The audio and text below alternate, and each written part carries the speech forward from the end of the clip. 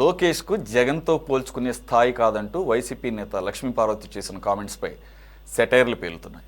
అసలు జగన్కు మంత్రి లోకేష్కు నక్కకు నాగలోకానికి ఉన్నంత తేడా ఉందని అంటున్నారు కొంతమంది. రాజకీయాలకు రప్పారప్ప కోణంలో జగన్ చూస్తుంటే రాజకీయాలకు హ్యూమన్ టచ్ ఇచ్చి నడిపిస్తున్నారు లోకేష్.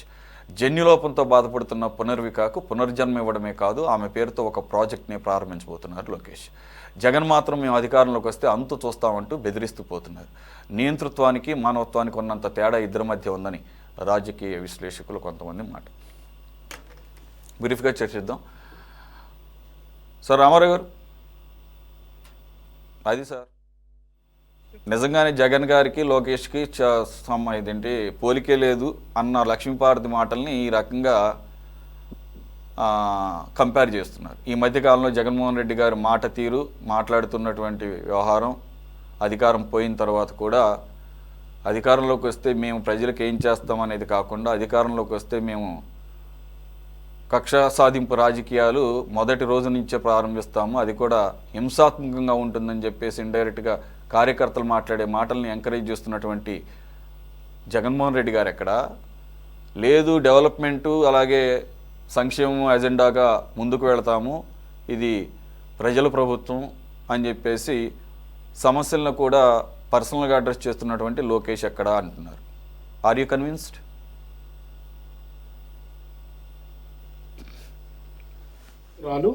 చాలా తెలివి కలిగినటువంటి మహిళ. మనం చూసాం చంద్రబాబు నాయుడు గారు కూడా ఆ రోజు లక్ష్మీపార్వతి గారి చుట్టూ ఆయన తిరిగి కొంత వ్యవహారాలు నడుపుకున్నటువంటి పరిస్థితి కూడా మనకు తెలుసు. అందుకనే లక్ష్మీపార్వతి గారికి ఆ కుటుంబాల్లో ఎవరి నైజం ఏంటి, ఎవరి స్వరూపం ఏంటి, ఎవరు టాలెంట్ ఏంటనే తెలుసు. లక్ష్మీపార్వతి గారు చాలా సభల్లో లోకేష్ గారి గురించి కూడా మాట్లాడటం జరిగింది.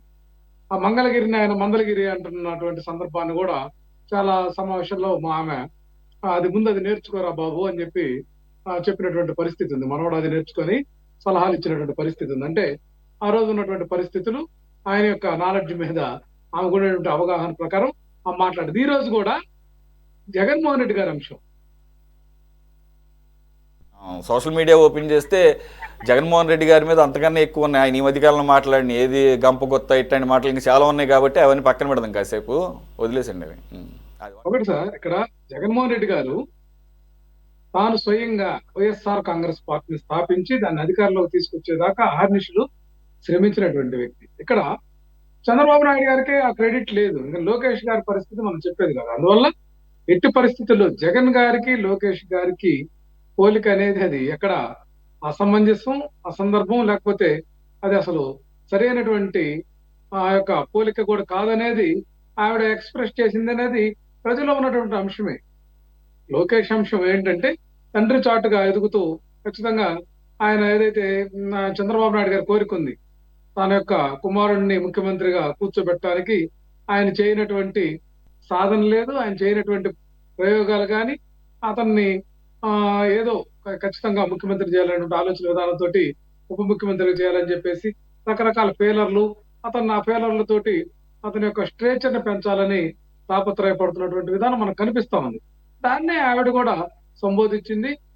జగన్ గారి మీద కూడా లోకేష్ చాలా సెటైరికల్ గా మాట్లాడుతున్నటువంటి విధానం కూడా అతనికి నప్పట్ల. ఎందుకంటే ఆయన మంగళగిరిలో ఒకసారి ఓడిపోయాడు, మొన్న సత్యచేడు ఏదో ఆ గాలిలో గెలిచాడు తప్ప స్వయం ప్రకాశితుడేం కాదు కదా లోకేష్ గారు.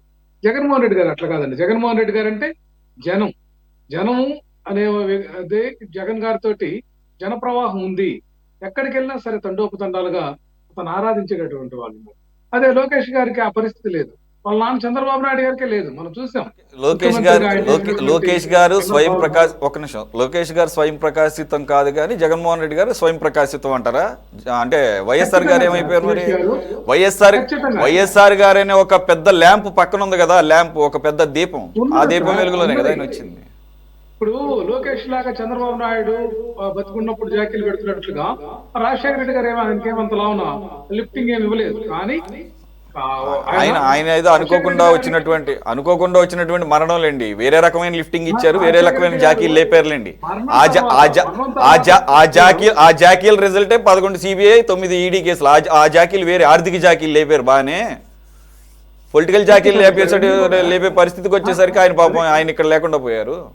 అవన్నీ చూస్తే సామాన్యమైనటువంటి చంద్రబాబు నాయుడు గారి పరిస్థితి ఈ రోజు చూస్తుంటే వాళ్ళకి ఆ రైట్ లేదు. జగన్ గారిని మాట్లాడే హక్కు గాని విమర్శించే పరిస్థితి లేదు. ఎందుకంటే వాళ్ళు అంతకంటే కూడా చేసినటువంటి విధానాలు ఉన్నాయి.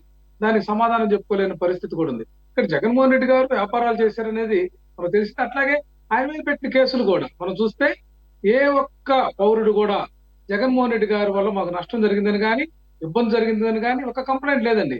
పొలిటికల్ కోణంలో చేసినటువంటి ఆ యొక్క కంప్లైంట్స్ కానీ దాని వెనక కూడా చంద్రబాబు నాయుడు గారు ఉన్నారు కదండి. ఇండైరెక్ట్ గా ఎర్రం నాయుడు గారిని అట్లాగే శంకర్రావు గారిని వీళ్ళందరిని కూడా ప్రోత్సహించి పెట్టించి తాను దాన్ని అంతా కూడా మానిటరైజ్ చేసినటువంటి పరిస్థితి ఉంది. మానిటరింగ్ చేశారు. మరి ఈ పరిస్థితులు ఎన్ని ఉన్నాయి. మరి జగన్మోహన్ రెడ్డి గారికి లోకేష్ గారికి సంబంధం లేదని ఆవిడ చెప్పింది 100% వాస్తవం అండి. జగన్మోహన్ రెడ్డి గారితో లోకేష్ గారు పోల్చుకోలేరు. లేకపోతే జగన్మోహన్ రెడ్డి గారిని బీట్ చేస్తూ ఏదో తాను కూడా ఆయనకి సరి సమానమైనటువంటి నాయకుడిగా ప్రకటించుకోవాలనో లేకపోతే తన యొక్క ఎలివేషన్ చూపించాలనుకుంటే అది పులిని చూసి నక్క వాతలు పెట్టుకున్నటువంటి సామెత అవుతుంది తప్ప మరొకటి మాత్రం కాదండి. సార్ బాజీ గారు, అసలు సందర్భం ఏంటి సార్? అసలు ఇప్పుడు ఈరోజు చంద్రబాబు నాయుడు గారు పుట్టినరోజు. ఈ చంద్రబాబు నాయుడు గారిని టార్గెట్ చేసి చేసి చేసి ఆవిడ అలసిపోయినట్టుంది. లోకేష్ యొక్క స్థాయి పెరిగిందని ఆవిడ గ్రహించి ఇప్పుడు ఆవిడ లోకేష్ని మీద ఎక్కువ పెడుతుంది బాణాలు. మరి దీన్ని బట్టే ఆవిడ ఇండైరెక్ట్గా లోకేష్ యొక్క ఎలివేషన్ని ఆవిడ గుర్తించింది ఒకటి. ఇకపోతే ఆవిడ పుట్టినరోజు లేదు, మరో రోజు లేదు, ఏ రోజైనా కానీ అదే వ్యవహార శైలి. కనీసంగా జగన్మోహన్ రెడ్డి గారు ఈరోజు మనస్ఫూర్తిగా చెప్పారు అని పక్కన పెడితే ఒక ఫార్మాలిటీగా అయినా చంద్రబాబు నాయుడు గారికి శుభాకాంక్షలు చెప్పారు, జన్మదిన శుభాకాంక్షలు. లక్ష్మీ పార్వతి గారు శుభాకాంక్షలు చెప్పకపోయినా నష్టమేం లేదు, కానీ ఆ సందర్భాలను ఉపయోగించుకొని ఈ రకమైన దండకం చదవటం, మరి ఆ దండకం చదవటం వలన ఉపయోగం ఎవరికి? వైసీపీ వాళ్ళకి ఏమైనా ఉపయోగం ఉందా? అసలు ఆవిడ వలన వాళ్ళకి ఏమన్నా అడ్వాంటేజ్ ఉందా అనేది ఇప్పుడు ప్రశ్నించుకునే పరిస్థితిలో ఉంది. మరి ఆ పరిస్థితి ఈరోజు ఆవిడ ఐడెంటిటీ క్రైసిస్లో భాగంగా మాట్లాడిందని అనుకోవాలా సార్? ఇప్పుడు లక్ష్మీ పార్వతి గారు ఎప్పుడో తలుక్కుని ఒక్కసారి సంవత్సరానికి 1 సారో 2 సార్లు వచ్చి ఇలా మాట్లాడి అలా వెళ్ళిపోతారండి. ఆవిడ మాటలకి అంత మనం పట్టించుకోవాల్సిన అవసరం లేదు, ఆవిడ మాటలకి విలువ లేదు. ఇంకొకటి ఏంటంటే, లోకేష్ గారికి జగన్ గారు సిమిలారిటీస్ ఉన్నాయి. ఇద్దరూ కూడా తండ్రి చరిష్మాని అడ్డు పెట్టుకొని వచ్చినాళ్లే, పైకి వచ్చినాళ్లే. నేను రామారావు గారిని సూటిగా అడుగుతా, వైఎస్ఆర్ గా కొడుకుగా కాకపోతే జగన్ ప్లేస్ ఎక్కడుంటాడు జగన్? ఏదో సొంత ప్రభతోటి సెల్ఫ్ మేడ్ పర్సన్ గా వచ్చాడని అంటారు. మన జగన్మోహన్ రెడ్డి గారు వైఎస్ఆర్ కొడుకు కాకపోతే ఆయన స్థానం ఎక్కడ? ఆయన ఎవరన్నా గుర్తించేవాళ్ళ? వైఎస్ రాజశేఖర రెడ్డి కొడుకుగా బొమ్మ పెట్టుకొని తిరిగాడు కదా ఆయన. అసలు నేనైతే అప్పుడు 2004 ఆ టైంలో జగన్మోహన్ రెడ్డి గారి ముఖం కూడా నేను చూడలే, ఎక్కడా మీడియాలో వచ్చేవాడు కాదు. ఆ సాక్షి పేపర్ ఇనాగ్రేషన్ ఫంక్షన్ లోనే మొట్టమొదటిసారి జనానికి కనిపించాడు ఆయన. ఓహో, ఇతనంట రాజశేఖర రెడ్డి గారు కొడుకు అని. ఎక్కడుండేవాడండి అతను? రాజశేఖర రెడ్డి గారి చరిష్మా వాడుకొని పైకి వచ్చాడు. రాజశేఖర రెడ్డి గారు ఉన్న పార్టీ, కాంగ్రెస్ పార్టీ యొక్క లీడర్స్ ని, క్యాడర్ అందరినీ లాక్కుపోయేలా ఆయన పార్టీ పెట్టుకున్నాడు. లేకపోతే పార్టీ క్యాడర్ ఎవరున్నారు? వైసీపీలో ఉన్న లిస్టు తీయండి, అందరు కాంగ్రెస్ వాళ్ళే తీసుకుపోయాడు. లేకపోతే ఆయన ఎక్కడ? ఆయన వెనుక ఎక్కడ ఉండేది? అట్లాగే లోకేష్ గారు కూడా చంద్రబాబు నాయుడు గారి కొడుకుగా ఆయనకి ఎమ్మెల్సీ స్థానం ఇచ్చారు, మంత్రి ఇచ్చారు, మళ్ళీ రెండోసారి ఎమ్మెల్యే అయ్యాడు, మంత్రి ఇచ్చారు. కాబట్టి ఆయన జనరల్ గా ఒక వారసత్వపు పోకడలతోటి ఆయన రాజకీయాల్లో అధికారం ఎలా అడ్మినిస్ట్రేషన్ నేర్చుకుంటూ కాబోయే నాయకుడుగా ఎస్టాబ్లిష్ అవుతున్నాడు. కంపారిటివ్లీ ఇద్దరు ఒకటే ఆల్మోస్ట్ ఆల్. ఇక లక్ష్మీ పార్వతి గారు చాలా మాట్లాడారు. నేను ఇంకా ఆవిడ మాటల్లో ఏనాడైనా మీ నాన్న మేనత్తల్ని ఇంటికి తీసుకొచ్చాడా? పెళ్ళైన కొత్తలో అప్పుడే మంత్రిగా ఉన్న మీ నాన్న తోబుట్టువులు ఇంటికి వెళ్ళాలంటే అర్ధరాత్రి దొంగచాటుగా వెళ్ళేవాళ్ళు, అన్నం పెట్టేవాడు కాదు. ఈ మాట్లాడారు. ఏమండి, నేను ఒకటే అడుగుతా, ఈ వైసీపీ పార్టీలో ఉంది కాబట్టి ఆవిడ, నేను రామారావు గారిని ఒకటే అడుగుతా, లక్ష్మీ పార్వతి గారు పెళ్లి ఎప్పుడు చేసుకున్నాడండి? 11 సెప్టెంబర్ 1993లో. మరి చంద్రబాబు నాయుడు గారి మ్యారేజ్ ఎప్పుడైందండి? 10 సెప్టెంబర్ 1981. ఆయన చంద్రబాబు నాయుడు గారి పెళ్ళైన కొత్తలో ఈవిడ ఆడుందండి. ఈవిడికి ఏం తెలుసు? ఆవిడ మేనత్తలకు అన్నం పెట్టిందో పెట్టలేదో, పిలిచారో లేదు, ఈవిడికి ఏం తెలుసు చెప్పండి? ఇదే ఊకే నోటికి ఏదో ఒకటి వాగేయటమే. కాబట్టి ఏంటంటే లక్ష్మీపార్వతి గారి మాటల్ని మనం అంతగా వాల్యూ. అట్లాగే ఇంకొక మాట అండి, లోకేష్ గారికి సూటిగా ప్రశ్నించారు లక్ష్మీపార్వతి గారు, నన్ను అమ్మమ్మ అని ఎప్పుడన్నా శుభాకాంక్షలు చెప్పావా? అసలు ఈవిడ్ని ఎన్టీఆర్ కుటుంబ సభ్యులుగా ఎవరన్నా గుర్తించారా? అమ్మమ్మ ఏంటి? అమ్మమ్మ కాదు, ఎన్టీఆర్ భార్య. ఎన్టీఆర్కి రెండో భార్య ఆవిడ. ఎన్టీఆర్కి రెండో భార్యగానే గుర్తించారు. ప్రజల్ని గుర్తించమన్నారు. ప్రజలు కొంతమంది గుర్తించి ఉంటారు, కొంతమంది గుర్తించి ఉండరు. ఆయన కుటుంబం ఏనాడు గుర్తించలా. ఎన్టీఆర్ గారి కుటుంబం, ఫ్యామిలీ మెంబర్స్ కానీ ఏనాడు ఓ బంధుత్వాన్ని కలుపుకోవాలా. అది అటువంటిప్పుడు అమ్మమ్మ అని శుభాకాంక్షలు ఎట్లా చెబుతాడండి? మరీ అత్యాస కాకపోతే ఇది మరీ అత్యాస అండి. కాబట్టి ఏంటంటే నేను లక్ష్మీపార్వతి గారి మాటల్ని పెద్దగా నేను సీరియస్గా తీసుకోవట్లేదు. మీరు చెప్పిన ఈ టాపిక్ లో ఇంకో ముఖ్యమైన టాపిక్ ఉంది సురేష్ గారు. ఈ ముఖ్యమైన టాపిక్ లో ఏంటంటే అది లోకేష్ గారు ఇవాళ ఒక మంచి ప్రతిపాదనతో వచ్చారు. అది ప్రాజెక్ట్ పునర్విక. ఇది చాలా నేను అప్రిషియేట్ చేస్తాను. ఆయన ఇనిషియేటివ్ తీసుకున్నారు. కాకపోతే ఆ అమలులో కూడా, ఆచరణలో కూడా దీన్ని పగడ్బందీగా ఆ ఆచరణలో పెట్టాలి. కారణం ఏంటంటే ఈ వ్యాధితోటి SMA spinal muscular atrophy, SMA ఈ వ్యాధితోటి ప్రతి సంవత్సరం భారతదేశంలో 7,000 నుంచి 10,000 వరకు రోగగ్రస్తులు అవుతున్నారు. నిరుపేదలు, చాలా మధ్యతరగతి కుటుంబాల వాళ్ళు. అట్లాగే ఆంధ్రప్రదేశ్లో కూడా 500 నుంచి 700 వరకు కూడా ఈ పేషెంట్స్ ఉన్నారని చెప్పేసి ఒక అంచనా ఉంది. దీనికి 10 నుంచి 16 కోట్ల రూపాయలు ఈ జన్యు రిపేర్ ఇంజెక్షన్ అది 16 కోట్లు అవుతుంది. 10 నుంచి 16 కోట్లు. స్విట్జర్లాండ్కు చెందిన ఒక కంపెనీ దీన్ని తయారు చేసి అమెరికాలో ఉత్పత్తి చేసి ప్రపంచవ్యాప్తంగా సరఫరా చేస్తుందండి. ఇది చాలా ప్రాణాంతక వ్యాధి. ఈ వ్యాధి సోకిన వాళ్ళు సంవత్సరం కంటే బతకరు. మాక్సిమం 2-3 సంవత్సరాల్లోనే చనిపోవడం జరుగుతుంది. కాబట్టి అనేక రాష్ట్రాల్లో దాదాపు ఈ వ్యాధి బారిన పడిన వాళ్ళు ఉన్నారు. ఒక్కొక్క రాష్ట్రంలో 300, 400, 500 మంది వ్యాధిగ్రస్తులు ఉన్నారు. ఇది కేంద్రం దీనికోసం national policy for rare diseases అని ఒక స్కీమ్ కింద మరి డబ్బు ఇస్తుంది. రేర్ డిసీజెస్, ఇది కూడా ఒక రేర్ డిసీజ్.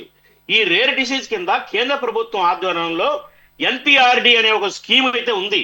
కానీ ఈ స్కీమ్ కింద దాకా, పేదల దాకా రావటం లేదండి. దీనికి అప్లికేషన్ పెట్టుకోవటం, అప్రూవల్ అవటం, అది కూడా 50 లక్షల కంటే ఫండ్ ఇవ్వరు. 50 లక్షలు ఎక్కడ, 10-16 కోట్లు ఎక్కడండి? కాబట్టి ఏంటంటే ఈ వ్యాధి అనేది ప్రాణాంతక వ్యాధి. దీని మీద చాలా సీరియస్ డిస్కషన్ జరగాల్సిన అవసరం ఉంది. ప్రభుత్వాలు, కేంద్ర ప్రభుత్వం, రాష్ట్ర ప్రభుత్వాలు సంయుక్తంగా ఈ డిసీజ్ ని అడ్రస్ చేయాల్సిన అవసరం ఉంది. ఇంత పెద్ద మొత్తంలో ఎవరికీ సాధ్యం కాదు. కోటీశ్వరులకు కూడా, కుబేరులకు కూడా 16 కోట్లు తీసుకురావాలంటే ఒకేసారి సాధ్యం కాదు. కాబట్టి ఏంటంటే దీనిని అడ్రస్ చేసే విధానం ఏంటి?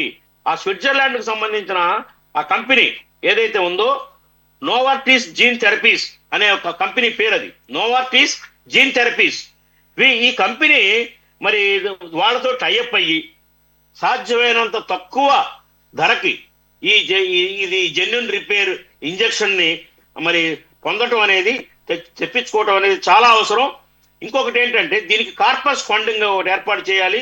కేవలం 50 లక్షలు, కోటి రూపాయలతో అవధిది.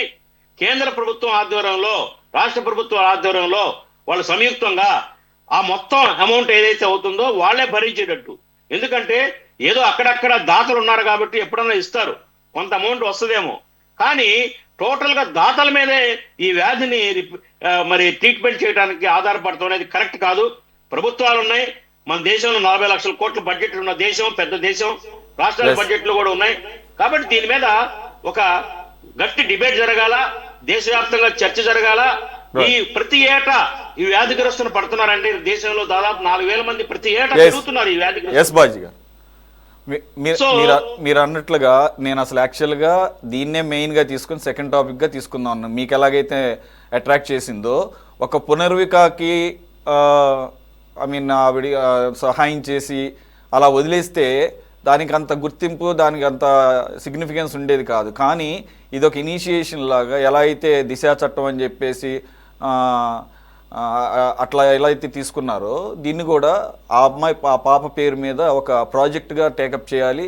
జన్యుపరమైన డిసీజెస్ అన్నీ కూడా ఈ ప్రాజెక్టులో అంతర్భాగం అవ్వాలని చెప్పేసి ఆ ఉన్న కాన్సెప్ట్ని బేస్ చేసుకుని జరిగింది. ఈ లోపల ఆ తేడాలు చెప్తూ ఆవిడ మాట్లాడేసరికి నేను 2 లింకప్ చేయడానికి నేను సిద్ధపడ్డాను. అంటే ఒకరోజే ఈ రకమైన. కాబట్టి ఏంటంటే పునర్విక ప్రాజెక్టుని ఏదో ఇప్పుడు ఇది రేర్ డిసీజెస్, అందులో చాలా ఎక్స్పెన్సివ్ ఇవి. వన్ ఆఫ్ ది కేస్ కింద సాయం చేసి వదిలేస్తే అది కరెక్ట్ కాదు. ఒకళ్ళని పట్టించుకుని మరొకళ్ళని పట్టించుకోకుండా ఉండే ఆ రకమైనటువంటి దృష్టి వచ్చే అవకాశం ఉంది. కాబట్టి ఇది అందరికీ టైం ఇవ్వండి సురేష్ గారు, క్లోజ్ చేస్తాను. ఒక అర సెకండ్ టైం ఇవ్వండి. ఇప్పుడు లోకేష్ గారు ఆయన ఉదార స్వభావాన్ని తన యొక్క మైండ్ లో హెల్పింగ్ నేచర్ చాటుకున్నారు 6 కోట్ల రూపాయలు ఫండ్ ఇచ్చి. జగన్మోహన్ రెడ్డి గారు మరి బుడమేరు మునిగిపోయి ప్రజలు అల్లాడిపోతుంటే ₹1 ఇవ్వాల, ₹1 మెటీరియల్ ఇచ్చా అన్నాడు, ఎవరికి అందలా. అట్లాగే ఎక్కడ ఏ సందర్భంలో కూడా జగన్మోహన్ రెడ్డి గారు సొంత ఫండ్ ఇచ్చి అడగడు. అలాంటిది మరి ఇవాళ భువనేశ్వర్ గారు కూడా అన్న క్యాంటీన్ల కోసం 78 లక్షల రూపాయలు డబ్బులు ఇచ్చారు. గతంలో కూడా ఆవిడ ఎన్టీఆర్ ట్రస్ట్ నుంచి కానివ్వండి, లేకపోతే హెరిటేజ్ సంబంధించిన వ్యాపార సంస్థల నుంచి కానివ్వండి, చాలా సార్లు మరి విరాళాలు ఇచ్చిన సందర్భం ఉంది. మరి ఎలా కంపేర్ చేస్తారు జగన్మోహన్ రెడ్డి లోకేష్ కి? కాబట్టి ఇవాళ కంపారిజన్ కరెక్ట్ కాదు, వీళ్ళ విధానము కరెక్ట్ కాదు. కాబట్టి ఏంటంటే నేనేం చెప్తానంటే, నేను లోకేష్ గారిని అప్రిషియేట్ చేస్తున్నాను ఈ సందర్భంగా. ఇది చిత్తశుద్ధితోటి పర్ఫెక్ట్ గా ఇంకా రాష్ట్రంలో ఇంకా చాలా మంది ఉన్నారు ఈ డిసీజ్ వ్యాధిగ్రస్తులు, ఐడెంటిఫై చేసి వాళ్ళకు కూడా సహాయం చేయాలని చెప్పేసి నేను కోరుతున్నాను ఈ వేదిక ద్వారా. Right sir. విజయభాస్కర్ గారు, మొత్తానికి ఆవిడ పోలిక తీసుకొచ్చి అనవసరమైన టైంలో పోలిక తీసుకొచ్చి ఇప్పుడు ఆవిడ నిజంగానే ఎంతవరకు కరెక్ట్ అని చెప్పేసి ఆలోచించాల్సిన పరిస్థితి తీసుకొచ్చింది. ఆవిడ యొక్క ఆరోపణలు అలాగే ఈ పునర్విక కొద్దిగా బ్రీఫ్గా మాట్లాడండి.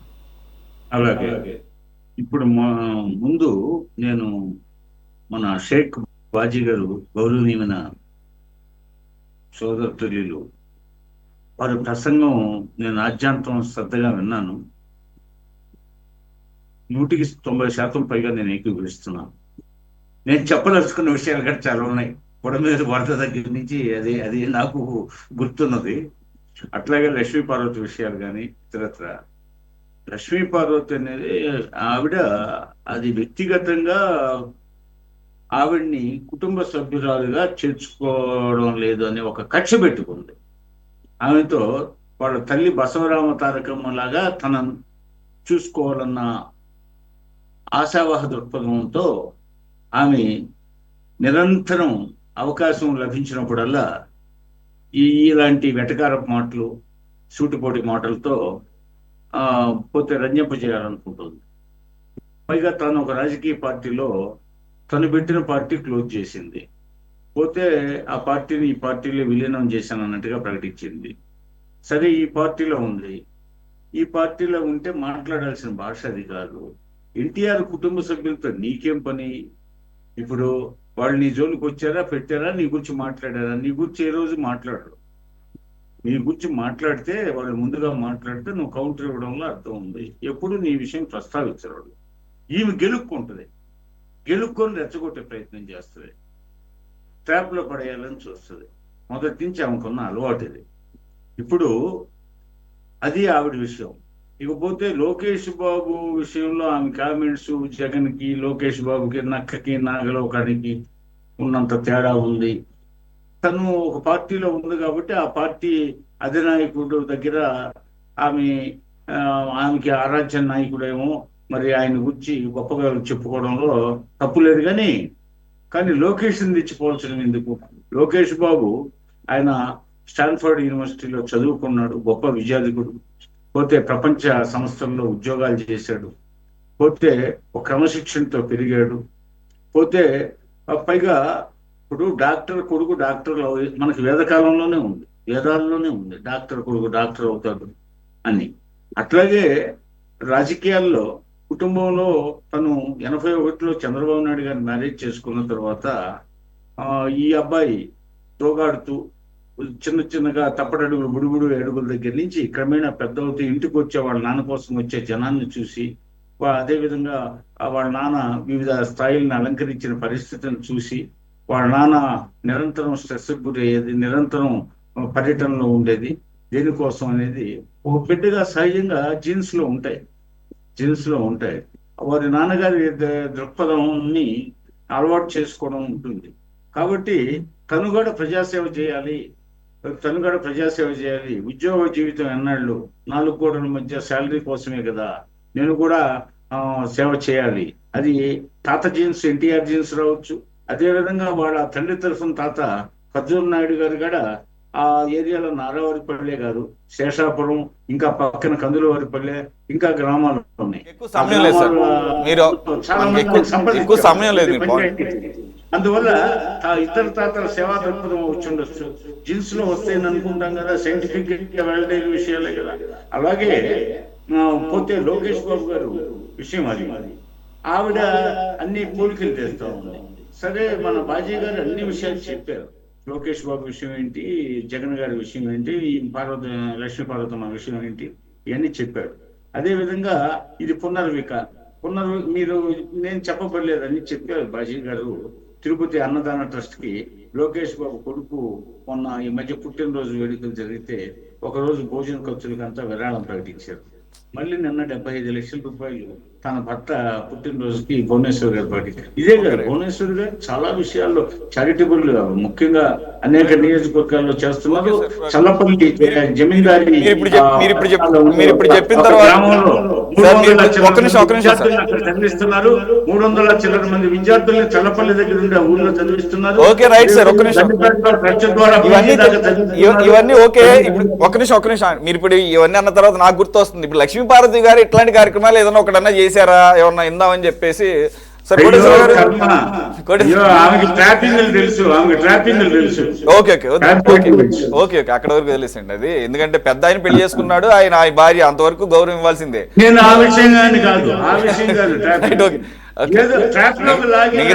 మిగతా వాళ్ళు మిగిలిన వాళ్ళు గుర్తించారు. ఒక్క నిమిషం, మిగిలిన వాళ్ళు గుర్తించారా లేదా, కుటుంబ సభ్యులు గుర్తించారా లేదా, అది వాళ్ళ ఇండివిజువల్ వ్యవహారం, అది వేరు. ఆయన గుర్తించాడు, ఆయన గుర్తించి ఆయన ఇష్టపడ్డాడు, పెళ్లి చేసుకున్నాడు, అది ఆయన హక్కు, అది ఇండివిజువల్ రైట్, ఎవరు కూడా క్వశ్చన్ చేయడం లేదు. సార్ కోటేశ్వర గారు, సో అది సార్, ఆవిడ సందర్భం ఏంటో తెలియదు. యాక్చువల్గా ఆయన ముఖ్యమంత్రి చంద్రబాబు నాయుడు గారు పుట్టినరోజు సందర్భంగా ఈవిడ మరి శుభాకాంక్షలు చెప్పను కాబట్టి ఈ రకంగా సూటిపోటి మాటలతో ఈ రకంగా చెప్పడం, అది కూడా ఈ రోజుని సెలెక్ట్ చేసుకుంటాం. అదే రోజు పునర్వికాకు సంబంధించి ఒక ప్రాజెక్టుగా దీన్ని ముందుకు తీసుకెళ్లాలనుకుంటాం. నిజంగానే పోలిక ఏంటి అనేది ఒక కంపారిజన్కి ఆవిడే ఒక అంకురార్పణ చేసినట్టుగా తయారైంది పరిస్థితి. సార్, ఇప్పుడు అల్లుడు చంద్రబాబు నాయుడు గారికి అత్తగారు ఇచ్చినటువంటి ఒక కానుక ఎందుకు చూడకూడదు మనం అనేటువంటిది రాజకీయాల్లో, లేకపోతే ఇవన్నీ కూడా సహజం. రెండోది, బాజీ గారు ఒక విచిత్రమైన వాదన చేశారు. ఎప్పుడో చంద్రబాబు నాయుడు గారికి 81లో పెళ్లి అయితే ఎప్పుడో పెళ్లి చేసుకున్నటువంటి లక్ష్మీ పార్వతి గారికి గతం గురించి ఏం తెలుసు? అదేమన్నా పెద్ద రహస్యమా? చెప్పేవాళ్ళు ఉండరు. అందుకని అది తెలుసు లేదా అని కాదు, అందులో వాస్తవం ఉందా లేదా అనేటువంటిది చర్చ. లేకపోతే లేదు, వాస్తవం అయితే వాస్తవం. ఎందుకు అంటే తల్లిని చెల్లి గురించి తెలుగుదేశం వాళ్ళు నిత్యం జగన్మోహన్ రెడ్డి గారి మీద ఆ నేను అదే చెప్తున్నానండి, అనవసరమైన విషయాలే. యాక్చువల్గా నాకు అనిపించింది ఏంటంటే, ఈ ఎప్పుడు పెళ్లి చేసుకున్న ఇవన్నీ కాదు కానీ, ఇవన్నీ అనకూడదు, లేడీస్ని సెపరేట్ చేయడం కానీ, అమ్మలక్కల కబుర్లు అంటారే ఆ వ్యవహారం లాగుంది. ఇవన్నీ అవసరమా? సంబంధం ఏమన్నా ప్రజలకు ఉపయోగపడే? సురేష్ గారు, నేను అందుకే చెప్తున్నా, అదేమి ఇప్పుడు అది నిజమా కాదా అనేటువంటిది వేరే అంశం. ఆమెకి ఎట్లా తెలుసు అని అంటే, తెలుసుకోవడానికి ఏముంది? తెలుసుకోవడానికి మన చిన్నప్పుడు కబుర్లు మనం చెప్పకపోతే పక్క వాళ్ళు చెప్పలేం, మనకి లేకపోతే ఇంకోళ్ళు చెప్తారు. ఎన్టీ రామారావు గారు చెప్పుంటారు, ఏముంది దాంట్లో. మరి అందుకనే ఎన్టీ రామారావు గారు చంద్రబాబు నాయుడు గురించి బహిరంగానే చెప్పారు కదా. అది అవసరం లేదు కదా సార్, దాని ప్రయోజనం నేను అనేది అవసరం లేదని మీరు అవసరం లేనటువంటిది అంటే నేను ఓకే, నేను అసలు ప్రస్తావించేవాడిని కాదు. మీరు అన్నది కాదు. చూసినట్టు మాట్లాడుతుంది ఈవిడ, చూసి ఏదైనా అంతేనండి, ఏదైనా అంతే. ఇప్పుడు సరే, మనం సరే, నెహ్రూ వదిలేసి- గారి గురించి లేకపోతే ఇప్పుడు- గాంధీ గారి గురించి మనం మాట్లాడితే చూసినట్టు మాట్లాడితే తెలుసుకొని మాట్లాడతాం. తెలుసుకోవడం అనేటువంటి ఆధారాలు ఉంటాయండి. ఎప్పుడు ఆయన పక్కన ఉంటుంది. ఫోటోలు చూడండి, ఈ ఫోటోలు కాకపోతే ఆ ఫలానాన్ని ఆధారాలు మాటలు. సరే, పాయింట్ వేరే ఏంటంటే ఇక్కడ జగన్మోహన్ రెడ్డి గారికి షీల్డ్ గా వచ్చింది ఆవిడ. ఎట్లయితే జగన్మోహన్ రెడ్డి గారు ఇప్పుడు విజయమ్మ గారిని షర్మిల గారిని పక్కన పెట్టారు అనే దానికి కౌంటర్ గా ఈవిడ ఒక ఏదో తెలిసిందే చెప్పింది. సో అంతవరకే తీసుకుంటాం తప్ప దీన్ని సురేష్ గారు నేను చెప్తుంది అదే. ఇప్పుడు నిత్యం విజయమ్మ గారి గురించి, షర్మిల గారి గురించి తెలుగుదేశం లేకపోతే జనసేన వాళ్ళు వీళ్ళందరూ ఏ విధమైనటువంటి ప్రచారం చేస్తున్నారు, చర్చల్లో మీరు మళ్ళీ పాల్గొంటున్నారు. ప్రచారం అనకండి, కాదు సార్, మనకేం అవసరం. ఇప్పుడు మనం కూడా డిబేట్లు కూడా పెట్టాల్సిన పరిస్థితి ఎందుకు అవుతుంది? వాళ్ళు పబ్లిక్ డొమైన్ లో లెటర్లతో సహా వస్తున్నారు కాబట్టి ప్రచారం ఏం కాదు కదా, వాళ్ళు చెప్తున్నారు ప్రచారం కాదు. కుటుంబంలో ఏం జరిగిందో మనం చూసామా? వాళ్ళ కుటుంబంలో కుటుంబంలో జరిగింది కాదు సార్, మనం ఎప్పుడు కుటుంబంలో జరిగినట్టు మనం ఎప్పుడు కూడా కుటుంబంలో ఏం జరిగింది దాని మీద మనం మాట్లాడలా. మనం ఎప్పుడు కూడా కోర్టుల్లో ఏం మాట్లాడుకుంటున్నారు, కౌంటర్లు ఎలా వేసుకుంటున్నారు, లెటర్లు ఎలా ఒకరికొకరు సంధించుకుంటున్నారు, ఏం మాట్లాడుకుంటున్నారు అని బట్టి మాట్లాడాము. అది వేరు. దానికి పరిమితులు ఉన్నాయి. ఆ పేరుతో మొత్తం అనేక కథలన్నీ ప్రచారం చేస్తున్నారు కదా. నేను అనేది అది. మీరు వారి చెల్లెలు వాటి జోలికి చంద్రబాబు నాయుడు గారి పక్కన ఆ తిరుపతి, ఆ చంద్రగిరి, ఆ పరిసరాల్లో ఆయన పర్యటించాడు. రైట్. ఇప్పుడు సంగతి కాదులేండి. చంద్రగిరి పట్టణాల్లో లేకపోతే ఆ యూనివర్సిటీలో చంద్రబాబు నాయుడు గారు ఏం చేశారో లేకపోతే ఏంటో అవన్నీ కూడా తెలుసు. నేను వాటి జోలికి వెళ్ళదలుచుకోలేదు. ఆయన మీద ఉన్న కథలేంటో, చంద్రబాబు నాయుడు గారి మీద ఉన్న కథలేంటో అందరికీ తెలుసు. అందుకని వాటి జోలికి వెళ్ళొద్దు అది అటువంటిది ఎప్పుడు వ్యక్తిగతమైనటువంటి విషయాల్లోకి నేను వెళ్ళదలుచుకోలేదు. ఒకటి. రెండోది, ఈ పునర్విక ప్రాజెక్ట్ అనేటువంటిది మంచిదే, అందులో సందేహం లేదు. ఎవరైనా చేయాలి. కేరళలో ఒక సౌదీ అరేబియాలో జైల్లో పడి, ఒక హత్య కేసులో జైల్లో పడినటువంటి అతనికి 34 కోట్లు క్లౌడ్ ఫండింగ్ ద్వారా వసూలు చేశారు కేరళలో గతంలో. అదేవిధంగా 1.5 సంవత్సరాల ఒక పాపకో బాబుకో ఈ మజిల్ వ్యాధి అది కూడా వస్తే 18 కోట్లు వసూలు చేశారు అక్కడ కూడా క్లౌడ్ ఫండింగ్ ద్వారా. ఇంకా ఇతర సందర్భాల్లో కూడా చేశారు. మన దేశంలో ఆల్రెడీ క్లౌడ్ ఫండింగ్ సంస్థలు పనిచేస్తున్నాయి. అవేమి కొత్తగా పెట్టే ఏం కాదు, ఆల్రెడీ ఉన్నాయి. ఉదారత్వంతో లేదా మానవత్వంతో పనిచేసేటువంటి సంస్థలన్నీ ఉన్నాయి. ఆ సంస్థలకి ఇదొకటి తోడు, మంచిదే. అందుకని దీనికి బాజీ గారు చెప్పినట్టుగా ఊరికే పేరు పెట్టి సంస్థ పెట్టి డబ్బా కొట్టుకుంటే కాదు కావాల్సింది. నిధులు కేటాయించాలి. అనేకమైనటువంటి రోజువారీ మనం చూస్తున్నాం, వివిధ ఆసుపత్రుల్లో లేదా కార్పొరేట్ ఆసుపత్రులు కావచ్చు, ప్రభుత్వ ఆసుపత్రుల్లో కావచ్చు, దిక్కులేని సాగు చేస్తున్నారు జనాలకి డబ్బులు లేక. అందుకని అలాంటి వాళ్ళన్నిటిని పట్ల రేర్ డిసీజెస్ అనేటువంటివి ఇవన్నీ పేరు తెచ్చేటువంటి పనులే. సరే, పేరు కోసం చేశారా, ఇంకో దాని కోసం చేశారా, మానవత్వం అది వేరే అంశం అనుకోండి, ఎవరి అభిప్రాయం అడుగుతుంది. నేనేమంటున్నానంటే మొత్తంగా ప్రభుత్వ ఆసుపత్రులను నిర్లక్ష్యం చేసినటువంటి చంద్రబాబు నాయుడు గారు, రాజశేఖర్ రెడ్డి గారు, ఇతర ముఖ్యమంత్రులు అందరూ నూతన విధానాల పేరుతోటి ప్రభుత్వాన్ని, ఆసుపత్రులన్నీ కూడా ధ్వంసం చేసి పడేసి కార్పొరేట్లకి ప్రారంభం చేశారు. అందుకని నేను ఇప్పటికైనా ప్రభుత్వ ఆసుపత్రులని కార్పొరేట్ స్థాయిలో అవసరమైనటువంటి ఫండింగ్ ఇచ్చి, నిధులు ఇచ్చి, వైద్యులను ఇచ్చి, పరికరాలను ఇచ్చి జనాన్ని ఆదుకోవాలి అనే దాన్ని చెప్తున్నా. అందుకని ఇది ఎవరు చేసినా కానీ ఇది మంచిదే. దీన్ని ఏమి తప్పు పట్టాల్సింది లేదు, లేకపోతే ఇంకో విధంగా చిత్రించాల్సినటువంటి అవసరం అయితే లేదు. కోటేశ్వరరావు గారు, రామారావు గారు, విజయభాస్కర్ గారు అండ్ బాజీ గారు, ఇది వాటి టాప్ డిబేట్. మరో అంశంతో మళ్ళీ కలుద్దాం. Stay tune to city 24/7.